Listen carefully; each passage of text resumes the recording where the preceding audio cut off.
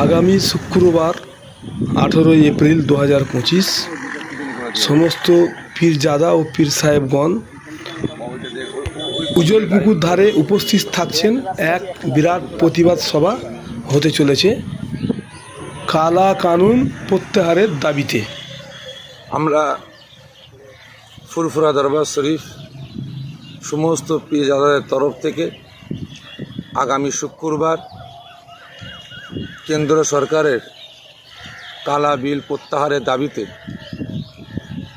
আগামী শুক্রবার বেলা 2টো থেকে এক বিরাট প্রতিবাদ সভা করতে চলেছি। এই প্রতিবাদ সভায় আমি সকল জাতি ধর্ম নির্বিশেষে সমস্ত ভাইদের আসার জন্য আমি আহ্বান করছি।